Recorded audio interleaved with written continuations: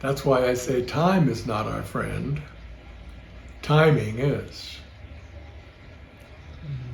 Things will always happen right at the time it happens. Not a minute, second before, not after. It might have taken 30 years, but timing, it happened. I go, oh, wow. Took you long enough to show up, but thanks for showing up, you know.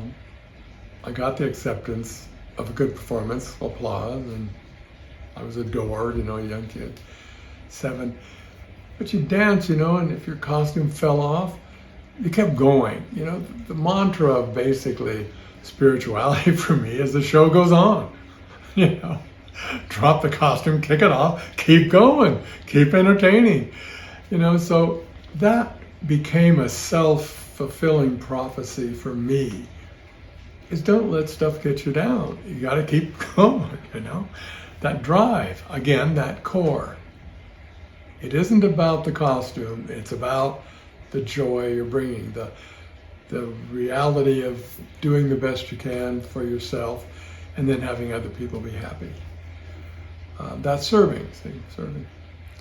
And early on, what that did was melt the ego system. So much of all the things we talk about have to do with the ego. Now we have an ego, an id, that runs, you know, reactions and it sets out everything we have here, instinct. But an ego system in the world, the stuff to prove something and be bigger and have it, and see, that's all false. There's no truth in that. There's no trust in that. And you watch people in the world. I've watched people financially. I've watched doctors. They do everything they can, and then they let go. They say, okay, we've done, then they look up. Meaning, God takes over. It's up to something bigger than this. Financial men who make it in the world use spirit financially by having a huge life. They'll build the amazing, big, huge life. Then they give it away and want to move to the country and simplify. So they bring it down to basic. Then they build that up. Then they crash that some way and do something else.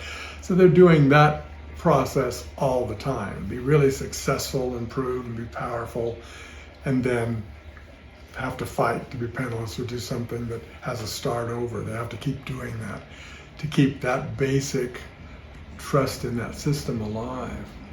It's nonsensical. Nothing to prove. There are people suffering in the world today because of being a provider, being told they have to provide. Little boys that said, you have to provide. If you're going to have a family, you have to provide. You have to be successful. You have to go to school. You have to make a lot of money. That's somebody else's value system. If that's not my value, practically, then I have to trust what shows up that way. I was never in that corporate system. I so blessed never to have a job. I thought if I really have a job, you know, what people have, I would die because of the corruption and the demeaning behavior that comes with it, the number rather than the being, you know. You're that, you can't afford that, you have to live there. You know, all the conditions around certain things in that stepping stone. I never did that.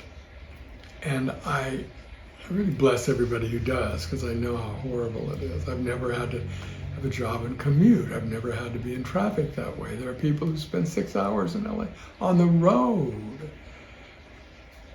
I've always made choices that if I didn't like the professor, I didn't like what was going on, they didn't like teaching, they were not good people, I went water skiing.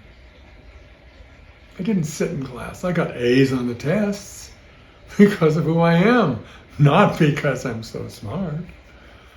But you have to reinforce trust all the time